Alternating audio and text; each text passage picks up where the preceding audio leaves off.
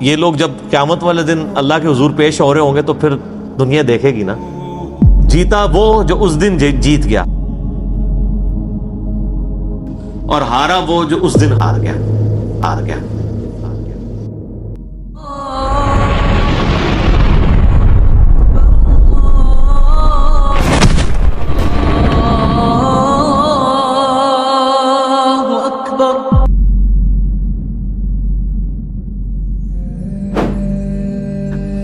فَأَمَّا مَنْ أُوتِيَ كِتَابَهُ بِيَمِينِهِ، پس قیامت کے دن جس کو اس کا نامہ اعمال دائیں ہاتھ میں دیا جائے گا، فَسَوْفَ يُحَاسِبُ حِسَابًا يَسِيرًا، تو پھر عنقریب اس کا حساب آسانی سے لے لیا جائے گا۔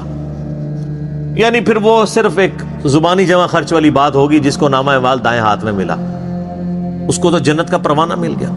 وَيَنْقَلِبُ إِلَىٰ أَهْلِهِ مَسْرُورًا، اور وہ لوٹے گا اپنے گھر والوں کی طرف بڑی خوشی کے ساتھ۔ یعنی دنیا میں بھی جب کوئی شخص کوئی ڈگری حاصل کر لیتا ہے، کوئی کامیابی حاصل کر لیتا ہے، تو ہر ایک کو دکھاتا پھرتا ہے، یہ دیکھو میں کامیاب ہو گیا ہوں۔ تو قیامت والے دن بھی ظاہر ہے کہ وہ الٹیمیٹلی سب سے بڑی ڈگری تو وہ ہے نا، اصل کامیاب ہوا جو آخرت میں کامیاب ہوا۔ دنیا میں چاہے کوئی شخص گمنامی کی موت مر گیا کسی فٹ پاتھ کے کنارے، اس کو لاوارث لاش کے طور پہ بغیر کفن کے بھی دفنا دیا گیا، تو قبر میں اسے جنتی کفن مل جائے گا، اینڈ رزلٹ تو اس کا بہترین ہے۔ اور دنیا میں کسی ٹھاٹ کی زندگی کسی نے گزاری، مرنے کے بعد چاہے اس کی قبر جو ہے وہ سونے کی بھی بنا دی جائے، اس کے اندر جو اس پہ حالات وارد ہونے ہیں وہ تو کوئی نہیں بدل سکتا۔ تو وہ شخص بڑی خوشی کے ساتھ اپنے گھر والوں کی طرف لوٹے گا اور فخر سے بتائے گا، یہ دیکھو میں آج کے دن کے لیے تیاری کر رہا تھا، میں کامیاب ہو گیا۔ اسی کو سپورٹیو ایک 2-3 احادیث ہیں صحیح مسلم کے اندر۔ صحیح مسلم میں ایک حدیث ہے کہ نبی صلی اللہ علیہ وآلہ وسلم نے فرمایا کہ دنیا کی زندگی مومن کے لیے قید خانہ ہے اور کافر کے لیے جنت ہے۔ قید خانے میں انسان اپنی مرضی کی زندگی نہیں گزار سکتا، کھانے پینے کی پرابلم بھی رہتی ہے، فاقے بھی آتے ہیں، مرضی کا کھانا بھی نہیں ملتا۔ جن لوگوں نے جیل گزاری ذرا ان سے پوچھیں۔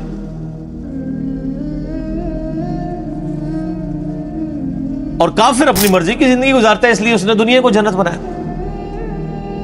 اور ایک اور حدیث ہے صحیح مسلم میں کہ دنیا اور آخرت کی مثال ایسے ہے جیسے کوئی شخص اپنی انگلی سمندر میں ڈبوئے، اس کے ساتھ جو پانی لگے گا وہ دنیا کی زندگی ہے، اور سمندر انفینٹ نہ ختم ہونے والی آخرت کی زندگی، کمپیریزن ہی کوئی نہیں ہے دونوں کا۔ اب کوئی آخرت میں کامیاب ہوتا ہے تو وہ تو ہمیشہ کی کامیابی اس کا مقدر ہوئی بھی ہے نا۔ میں آپ سے اگر پوچھوں کہ 1 ارب اور 1 روپیہ، کسی کے پاس 1 ارب روپیہ ہو اور کسی کے پاس 1 ارب 1 روپیہ ہو، تو اس میں تو کوئی فرق نہیں ہے، کیونکہ 1 روپیہ ارب سے اوپر ہونا یہ تو نیگلیجیبل ہے۔ تو کتنا بے وقوف ہے وہ شخص، وہ 1 روپیہ بچانے کی خاطر ارب روپیہ اپنا ضائع کرتے ہیں، اور کتنا عقل مند ہے وہ شخص جو 1 روپے کی قربانی کر کے 1 ارب روپیہ بچا لے۔ یعنی دنیا کی زندگی خدا کو دے کے ہمیشہ کی جنت کما لے، جو سورہ توبہ میں آیا کہ ہم نے مومنین کی جانیں اور مال جنت کے بدلے میں خرید لی ہیں۔ صحابہ کرام علیہم رضوان کو جو فضیلت حاصل ہے پوری امت پہ، وہ اسی لیے ہے کہ انہوں نے قربانیاں دی ہیں، جان مال ہر چیز کی، آخری درجے میں۔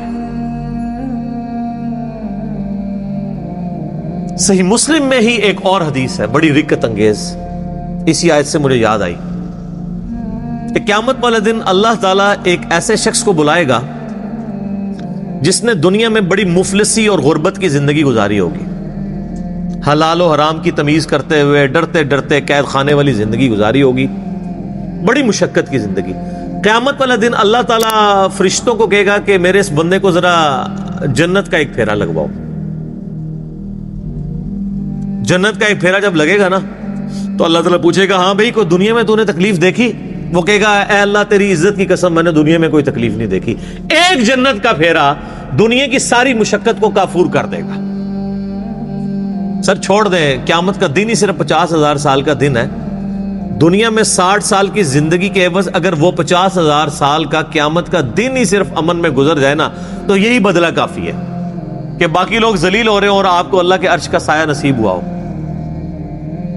60 سال کے بدلے میں 50,000 سال کی صرف قیامت کے دن کی کامیابی مل جائے، بعد کی تو اربوں سال کی زندگی ہے، اور دنیا میں 60 سال میں عیاشی میں، اور 60 سال بھی کیا عیاشی کے گزارنے ہوتے ہیں، اس کو بھی آپ نیٹ کیلکولیشن کریں تو چند ایک سال ہی بنتے ہیں، سونے کے اوقات نکال دیں، بچپن کے اوقات نکال دیں، اس کے بدلے اور کوئی عذاب نہ بھی ہو، قیامت کے دن کا 50,000 سال کا دن ہی عذاب میں کاٹنا پڑ جائے تو یہی بہت بڑا عذاب ہے۔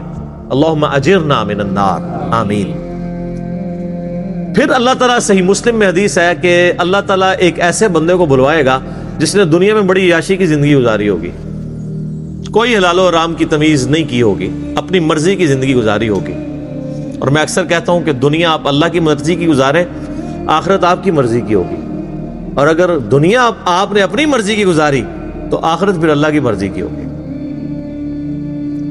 اللہ تعالیٰ فرمائے گا ذرا اسے ایک پھیرا لگاؤ نا دوزخ کا۔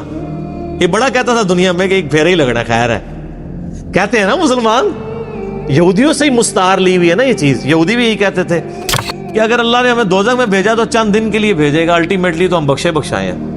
اللہ نے فرمایا تم نے کوئی عہد لے لیا اپنے رب سے اس معاملے میں؟ یہاں تو ایسے بڑی آسانی سے لوگ یہ کہہ دیتے ہیں، میں تو اکثر کہتا ہوں کہ ہم میں تو یہ بھی طاقت نہیں کہ ہم 10 سیکنڈ کے لیے موم بتی کے فلیم کے اوپر اپنا ہاتھ رکھ سکیں۔ جو شخص اتنا کمزور ہو وہ یہ دعویٰ کرے کہ خیر ایک پھیرا ہی لگے گا۔ سورہ الفرقان میں اللہ تعالیٰ فرماتا ہے کہ دوزخ تھوڑی دیر کے رہنے کے لیے بھی اور زیادہ دیر کے لیے بھی بدترین جگہ ہے، لیکن مسلمان کہتا ہے ایک پھیرا ہی لگے گا۔ کوئی 10 سیکنڈ کے لیے موم بتی کے فلیم پہ ہاتھ رکھ سکتا ہے؟ بخاری مسلم کے الفاظ ہیں، نبی علیہ السلام فرمایا کہ آخرت کی آگ دنیا کی آگ سے 70 گنا زیادہ تیز ہے، اس آگ میں صرف 10 سیکنڈ کے لیے ہاتھ نہیں رکھا جانا، پتہ نہیں کتنے عرصے کے لیے پھینکا جانا ہے، اور آپ کہتے ہیں ایک پھیرا ہی لگے گا۔ ہم دنیا میں اس سے بھی آسان مثال دیتے ہیں، اگر کوئی شخص کہتا نا ایک پھیرے سے کیا فرق پڑتا ہے، اسے کہیں کہ ہم آپ کو ایک فجر کی نماز چھوڑنے پہ صرف ایک پھیرا لگاتے ہیں، فجر سے لے کے زور تک کا، ایک ایسے کمرے میں جو کمرے کا سائز ہوگا 10 فٹ بائی 10 فٹ، اس میں 100 کوبرا سانپ ہوں گے، 100 بچھو ہوں گے، 100 اژدہا ہوں گے، بس ایک ہی پھیرا لگنا ہے فجر سے زور تک۔ تو تصور سے انسان کو لگ پتا جاتا ہے۔ تو اس کا مطلب یہ ہے آخرت، چونکہ دنیا نقد ہے، فوراً بندے کو خوف آتا ہے، آخرت ادھار ہے، انسان کہتا ہے نہیں خیر دیکھی جائے گی، چھاٹ ہی دے گا، کچھ بھی ہے اللہ تیرے محبوب کی امت سے، بولے اعوذ باللہ تعالی۔ تو اللہ تعالیٰ، صحیح مسلم کے الفاظ ہیں، اس جو بندہ کہتا تھا نا دنیا میں خیر ایک پھیرا ہی لگے گا، اللہ تعالیٰ کہے گا ذرا اس کو ایک پھیرا لگواؤ نا دوزخ کا، بڑی عیاشی کی اس نے دنیا میں۔ جب دوزخ کا ایک پھیرا لگے گا تو اللہ تعالیٰ پوچھے گا ہاں بھائی کوئی دنیا میں خیر دیکھی تو نے؟ کہ اللہ، وہ کہے گا اللہ تیری عزت کی قسم میں نے دنیا میں کوئی خیر نہیں دیکھی۔ دنیا کی ساری عیاشی دوزخ کے ایک پھیرے سے کافور ہو جائے گی، صرف پھیرا، ابھی تو پرماننٹلی جو اس نے جانا ہے وہ علیحدہ معاملہ ہے۔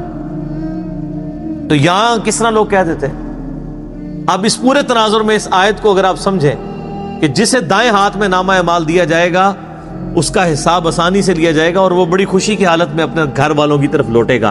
وَأَمَّا مَنْ أُوتِيَ كِتَابَهُ وَرَاءَ ظَهْرِهِ، اور جسے اس کا نامہ اعمال اس کی پشت کے پیچھے سے دیا جائے گا، الٹے ہاتھ میں دیا جائے گا، الٹے ہاتھ میں اور پشت کے پیچھے سے۔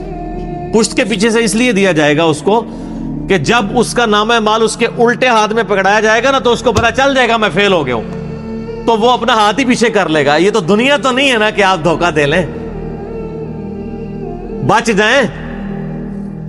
دنیا میں تو ٹرین پہ بغیر ٹکٹ کے جو لوگ سفر کر رہے ہوتے ہیں، اگر ٹی ٹی آ جائے تو ایک کمرے سے دوسرے میں چلے جاتے ہیں، یہی کرتے ہیں نا، یا باتھ روم میں جا کے چھپ جاتے ہیں ٹکٹ نہ خریدنے کے لیے۔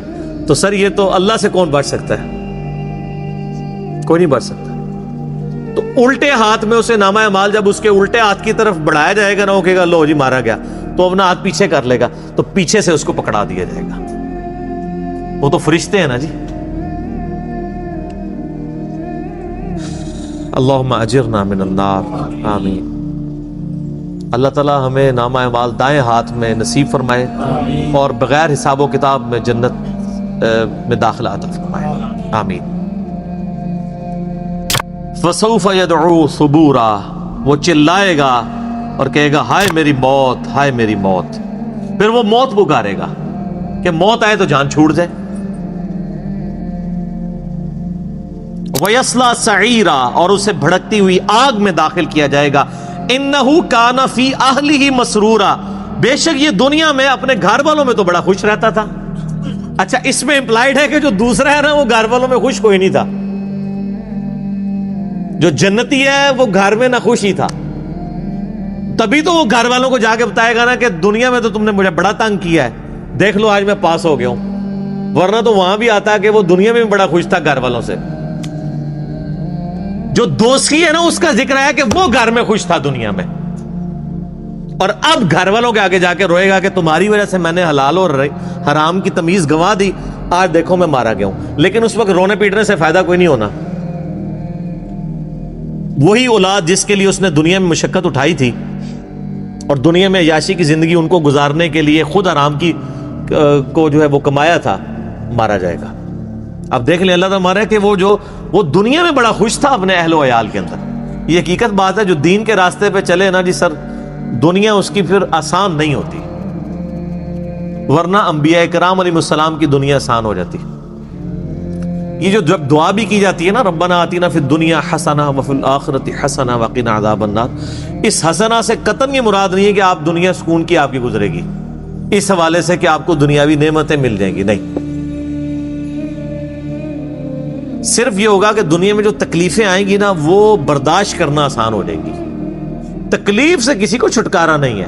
وَلَنَبْلُوَنَّكُمْ بِشَيْءٍ مِّنَ الْخَوْفِ وَالْجُوعِ وَنَقْصٍ مِّنَ الْأَمْوَالِ وَالْأَنفُسِ وَالثَّمَرَاتِ، ضرور آزمائیں گے تھوڑے سے خوف سے، بھوک سے، جان اور مال میں نقصان کے ذریعے. ہمیں بظاہر بڑے آسودہ حال نظر آنے والے لوگ بھی اگر آپ ان کی پرسنل لائف میں جائیں تو انہیں دنیا میں بڑی تکلیف ہوتی ہے. ہمیں نظر آ رہا ہوتا ہے کہ یہ بندہ دین کے ساتھ جڑا ہے تو شاید بڑے سکون کی زندگی گزار رہا ہے. ہر بندے کی اپنی ایک سٹوری ہوگی. خیر دین سے جڑے یا نہ جڑے تکلیفیں تو آنی ہیں، لیکن دین کے ساتھ جڑے ہوئے ہوں گے تو تکلیفوں کو سہنا آسان ہو جائے گا، دنیا حسنہ بن جائے گی، صبر نصیب ہو جائے گا. سیدنا ابو ذر غفاری رضی اللہ تعالیٰ عنہ علیہ السلام کی پوری زندگی تکلیف سے معمور ہے. میرا یوٹیوب پہ کلپ بھی ہے، کبھی آپ کو موقع ملے. میں رات کو اپنا وہ کلپ دوبارہ دیکھ رہا تھا، بڑا رکت انگیز کلپ ہے سیدنا ابو ذر غفاری کے اوپر، ان کی لائف کے اوپر. مستدرک الحاکم میں جب ابو ذر غفاری کے اوپر چیپٹر بند ہے نا انہوں نے، امام حاکم نے، اور احادیث لے کے آئے تو پہلی حدیث آپ کو پتہ ہے کون سی لے کے آئے ہیں؟ یہی والی جامعہ ترمذی کی، کہ سب سے زیادہ تکلیفیں انبیاء پہ آتی ہیں، اس کے بعد ان پہ جو انبیاء کے بعد اللہ کو محبوب ہوتے ہیں. حضرت ابو ذر غفاری کی فضائل اور ان کی زندگی کے حالات پہ حدیثیں لکھنے سے پہلے انہوں نے چیپٹر کی ہیڈنگ بنا کے نا ابو ذر غفاری کا بیان، پہلی حدیث یہ، حالانکہ اس حدیث میں حضرت ابو ذر غفاری کا ذکر نہیں تھا، لیکن انہوں نے بتایا کہ اب آئندہ جو تم حدیثیں پڑھو گے نا وہ اس تناظر میں سمجھنا کہ ابو ذر غفاری کی زندگی غم سے معمور اس لیے ہے کہ نبیوں کے بعد اس کا مرتبہ ہے. جامعہ ترمذی میں حدیث ہے صحیح سند سے، اس نیلی چھتری آسمان کے نیچے ابو ذر غفاری سے زیادہ سچا انسان نبی علیہ السلام نے فرمایا کوئی نہیں ہے. یار اللہ کے نبی جو صادق اور امین ہے، وہ جس شخص کے بارے میں کہہ رہے ہو کہ آسمان کے نیچے سے زیادہ سچا انسان کوئی نہیں. اور ترمذی میں حدیث ہے، نبی علیہ السلام نے فرمایا کہ اس نیلی چھتری آسمان کے نیچے میری امت میں عیسیٰ ابن مریم کی مثل دنیا سے زہد پہ اگر کوئی ہے تو ابو ذر غفاری ہے. عیسیٰ کی مثل.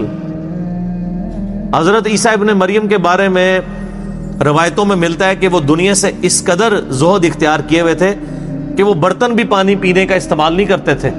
وہ کہتے تھے یہ بھی دنیا کا مال ہے، ہاتھ سے پانی پیا کرتے تھے. تو نبی علیہ السلام فرمایا میری امت میں، یعنی دنیا کو 3 طلاقیں دینے والا اور آخرت کی طرف رجوع رکھنے والا، دنیا سے زاہد اگر کوئی شخص عیسیٰ ابن مریم کی مثل ہے تو وہ ابو ذر غفاری ہے. تو سر پھر یہ لوگ جب قیامت والے دن اللہ کے حضور پیش ہو رہے ہوں گے تو پھر دنیا دیکھے گی نا، جیتا وہ جو اس دن جیت گیا اور ہارا وہ جو اس دن ہار گیا. تو اللہ تعالیٰ ماتا ہے کہ یہ دنیا میں بڑا عیاشی میں تھا. انہ ظن ان لن یحور، وہ تو دنیا میں خیال کرتا تھا اسے لوٹ کے گویا اللہ کے پاس آنا ہی نہیں ہے۔ واقعی ہمارے مسلمانوں کی اکثریت بھی ایسی زندگی گزاری ہے گویا کہ اللہ کے سامنے پیش ہی نہیں ہونا۔ بلے شاہ سا مرنا نہ ہی گور بیا کوئی اور، کتنے جنازے اٹھاتے ہیں یہ کبھی تصور ہی نہیں آتا۔ حسن بصری فرماتے ہیں رحمہ اللہ تعالی، تابعی ہیں، حضرت سیدنا حسن ابن علی کے شاگرد بھی ہیں، وہ کہتے ہیں کہ میں نے صحابہ اکرام کا زمانہ ایسا پایا کہ میت جب اٹھتی تھی نا تو ہر شخص ہی رو رہا ہوتا تھا، نئے آنے والے بندے کے لیے مشکل ہوتا تھا کہ میں تعزیت کس سے کروں، کہ ان میں سے کون ہے بندہ جس کا رشتہ دار مرا ہوا ہے۔ ہر بندہ ہی رو رہا ہوتا تھا، اس لیے کہ وہ اپنی قبر کو یاد کر رہا ہوتا تھا۔ تو نئے بندے کے لیے تعزیت کرنا مشکل ہو جاتی تھی کہ مریا کی دے وچوں سارے ہی رو رہے ہوتے تھے۔ ظاہر ہے جی صحابہ کا زمانہ نبی الاسلام سے متصل، انہوں نے حضور کی صحبت کی ہوئی تھی۔ صحیح مسلم میں حدیث ہے کہ عبداللہ بن عمر کہتے ہیں کہ نبی الاسلام نے میرے کندھے پہ یوں ہاتھ رکھ کے نا جھٹکا دیا اور فرمایا کہ عبداللہ اپنے آپ کو مردوں میں شمار کرنا، زندوں میں نہیں۔ تو وہ تو ہر وقت جان ہتھیلی پہ رکھ کے پھر رہے ہوتے تھے۔ صحیح بخاری میں حدیث ہے، آپ ایک چوراہے سے گزرے، کچھ لوگ ہنس رہے تھے صحابہ میں سے، آپ رک گئے، آپ نے فرمایا کہ جو میں جانتا ہوں اگر تم جانتے تو بہت کم ہنستے زندگی میں، زیادہ روئے ہی کرتے۔ تو جن لوگوں نے یہ ساری چیزیں آبزرو کی ہوئی تھی نا نبی الاسلام کی مبارک زندگی سے، ان کی پھر حالت یہی ہوتی تھی۔ انسان کو یہ کبھی گمان ہی نہیں ہوتا کہ اس نے لوٹ کے بھی اللہ کے پاس جانا ہے۔ بلا کیوں نہیں، ان ربہ کان بہ بصیرا، بے شک تیرا رب تو خوب دیکھ رہا تھا جب وہ اعمال کر رہے تھے۔ دنیا میں بے شک جتنی بڑی عیاشی کی ہے وہ کہیں نوٹ ہو رہی تھی، تیرا رب دیکھ رہا تھا، اور وہ رب کا ہی حوصلہ ہے کہ دیکھ رہا ہے اور ڈھیل دیتا رہتا ہے، لیکن جب پھر کھینچے گا نا تو پھر کسی کا لحاظ نہیں ہے۔ بخاری مسلم کی حدیث ہے، اے میری بیٹی فاطمہ، میرے مال سے جو کچھ لینا ہے لے لے، اگر اللہ نے تجھے پکڑ لیا قیامت کے دن میں تجھے اللہ سے چھڑا نہیں سکوں گا۔